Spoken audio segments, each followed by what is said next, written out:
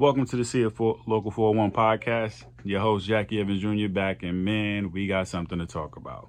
So I'm going to get into it and just stay tuned, my CSEA people. And this is not just for the local over here at our location. It's for every CSEA member because we have a tentative contract agreement with the state of New York, and we got some things to discuss. So stay tuned.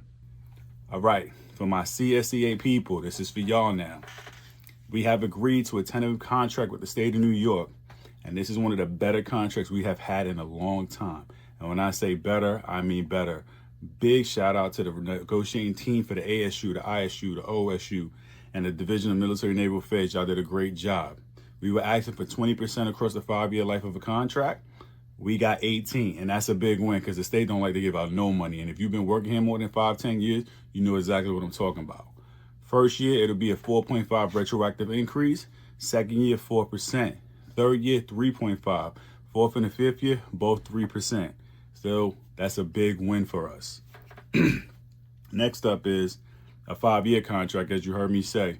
They wanted to go back and forth in 3, maybe 2, sometimes 4. Nah, 5 was a good number. 5 is the number we got.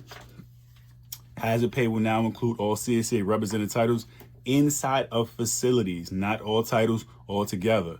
Please check with your local reps, your region reps to see and confirm if you are in those titles. But it's a $300 annual pay, and any more money you get is more money in your pocket to battle these crazy times, especially with all this inflation and such that's going on. Next up is location pay has been increased retroactive up to $4,150. Again, location pay for downstate, upstate got increased to $2,150. Listen, that's still more money because no matter now where you live, upstate or downstate, it's crazy prices and inflation going on everywhere. So any more money we can get is a big win for us. So be in mind for that. And again, contact your local reps for more information. There'll be listening tours going around. There'll be membership meetings. I encourage you to attend them to get all the information you know about what's going on. And as always, check back into the podcast. I'll be throwing more updates in. I'll throw shorts in if I get a lot of questions about something. But like and subscribe. But let's keep the energy going. The next one, big one, was healthcare. Before, the titles were based on grades, which would be grades 1 through 9 and anything 10 and above. Now we switch that. It's now going to be 1 through 13. This is big for the grades and titles 10, 11, 12, and 13. The employee contribution rate is crazy for healthcare, but they got us a big win with this one. So let me give you a quick breakdown of that. If you in grade 10, 11, 12, or 13, a basic healthcare plan individual, your contribution as an employee was, let me get them proper numbers, 16% for a regular individual plan, 31% of the rate for contribution. So that means for every $100 your plan cost you, you was paying 31 of it as a family plan and 12 of it as an individual.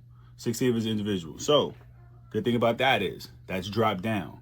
That is dropping down now to 12% for individuals for those 10 through 13 titles and to 27% for family, which is big because adding up that money, it comes back into your pocket in a massive amount. It's averaging almost like $1,500 back in your pocket. And I'm finally, for somebody who pays a lot for healthcare, any more money back in my pocket, especially going against that, is a huge win. So again, shout out for the negotiating teams for that sticking point. Y'all did an amazing job doing that.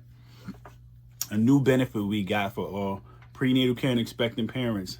Prenatal care, you now get 20 hours of leave with no charge to your accruals. And prenatal care when having children is the most important thing you could do. I promise you, that's a great benefit for anybody that could take advantage of it in the CSEA titles. Sick leave has been increased from the max you can carry, not the max you need to retire with, but the max you can carry from 225 to 250.